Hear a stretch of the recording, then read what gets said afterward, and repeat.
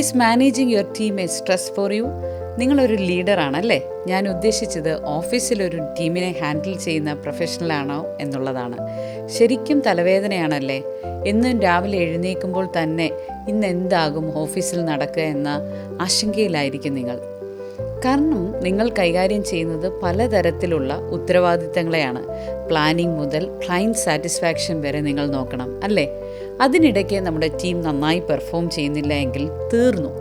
നമുക്ക് മുകളിലുള്ളവരുടെ ശകാരവും കുറ്റപ്പെടുത്തലുകളും കൂടിയാകുമ്പോൾ പിന്നെ മാനസികമായി സമ്മർദ്ദം അനുഭവിക്കാൻ വേറെ കാരണങ്ങൾ ഒന്നും വേണ്ടല്ലോ. ഈ സമ്മർദ്ദം കൂടുതൽ കാലം ഉള്ളിൽ കിടന്ന് ബേൺ ഔട്ടായി മാറുകയും നിങ്ങളുടെ മാനസികാരോഗ്യത്തിൽ ഗുരുതരമായ പ്രശ്നമാണ് സൃഷ്ടിക്കുകയും ചെയ്യുന്നത്. കൂടുതലും ഇങ്ങനെ ജോലിയിൽ നിന്നുണ്ടാകുന്ന സമ്മർദ്ദവും ബേൺ ഔട്ടും നമ്മിൽ പ്രതിഫലിക്കുന്നത് വൈകാരികമായും ശാരീരികമായും ക്ഷീണമായും ജോലിയോടുള്ള താല്പര്യക്കുറവായും വ്യക്തി ജീവിതത്തിലെ പ്രശ്നങ്ങളായും ജീവിതത്തിൽ വിരസത തോന്നുക എന്നിങ്ങനെയായിരിക്കും. അത് ജോലിയോടുള്ള നിങ്ങളുടെ പെർഫോമൻസിനെ ബാധിക്കുകയും ചിലപ്പോൾ ജോലിക്ക് തന്നെ ഭീഷണിയാവുകയും ചെയ്യുന്നു. പക്ഷേ ഇങ്ങനെ പോയാൽ നിങ്ങളെപ്പോലെ മിടുക്കരായ ഒരാളുടെ ഭാവി ഇല്ലാതെയാകും. ഇതിനെ ഫലപ്രദമായി കൈകാര്യം ചെയ്യാനുള്ള ചില വഴികൾ ഞാൻ പറയാം. മാനേജർ തന്നെ എല്ലാ ജോലികളും ചെയ്യണമെന്നില്ല. പകരം ജോലികളെ കൃത്യമായി ടീം മെമ്പേഴ്സിന് ഡെലിഗേറ്റ് ചെയ്യുക. Delegation is an art. സൗഹൃദപരമായ അന്തരീക്ഷം ജോലി സ്ഥലത്ത് വളർത്തിയെടുക്കുക, അതായത് ഒരു പ്രൊഫഷണൽ ഫ്രണ്ട്ഷിപ്പ്.